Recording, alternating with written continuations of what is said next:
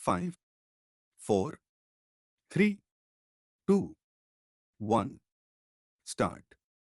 Development is often seen as a pathway to progress, prosperity, and improved standards of living.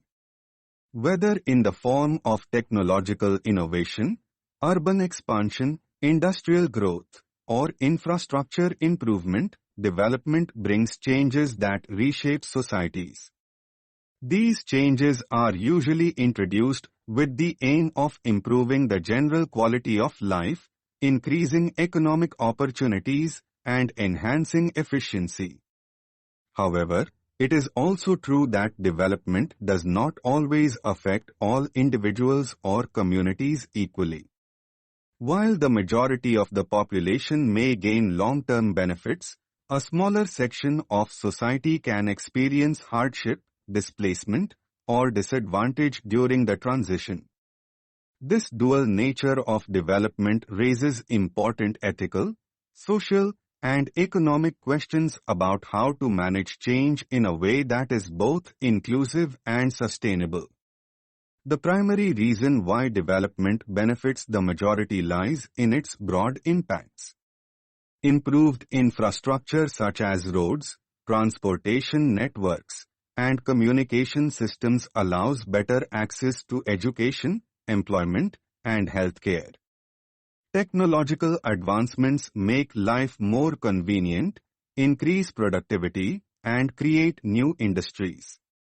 Economic growth fueled by development projects generates jobs and raises incomes, which in turn can lead to improved living conditions for a significant portion of the population. In the long term, these developments can lift entire regions out of poverty and lead to more equitable societies. However, the path to such broad benefits often involves trade-offs. A small section of society, often those already vulnerable or lacking influence, may find themselves negatively affected. For example, when large areas of land are used for industrial or urban development, those who previously lived or worked on that land may be displaced. Traditional livelihoods such as small-scale farming, fishing, or craftwork may be disrupted or rendered obsolete. In such cases, the affected individuals may not have the skills or resources to adapt quickly to the new systems introduced by development. This can result in loss of income, cultural erosion, and social disintegration for those communities. Moreover, environmental degradation caused by development can disproportionately affect specific groups. Construction, deforestation, mining, and pollution often impact nearby communities more severely. These groups might suffer from health issues, water shortages, and loss of biodiversity, while the benefits of the project are enjoyed by people living elsewhere. In these instances, it becomes clear that although the broader society gains from increased economic activity or energy supply, certain segments bear a heavier burden. Another example of this trade-off can be seen in technological advancements. The rise of automation and digital systems has improved efficiency and created entirely new industries. Many people have benefited from access to information, faster communication, and new types of employment. However, this transition has also rendered some traditional jobs redundant. Workers who were once employed in manual or repetitive tasks may find it difficult to retrain or transition into more technical roles. As a result, a portion of the population may face unemployment or underemployment, at least in the short term. While these negative effects on a small section of society are real and significant, it is important to recognize that development is a dynamic process. Over time, the very changes that initially caused harm can lead to new opportunities.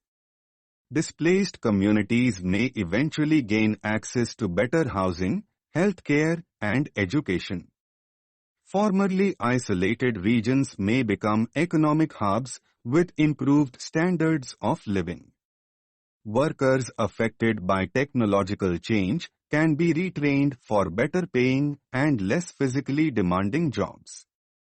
These positive outcomes, however, depend on how development is managed and whether adequate support systems are put in place. A key factor in ensuring that development benefits the majority while minimizing harm to the few is responsible planning. Policymakers, developers, and stakeholders must conduct thorough impact assessments before implementing large projects. These assessments should consider not only economic gains, but also social and environmental consequences. Efforts must be made to consult with affected communities and include them in the decision-making process.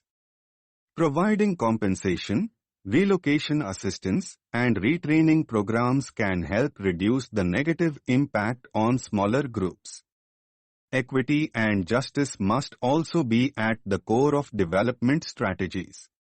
While it may not be possible to completely avoid negative effects on some individuals or communities, efforts must be made to ensure that these groups are not permanently disadvantaged. Temporary hardship can be tolerated when long-term improvements are ensured and fairly distributed.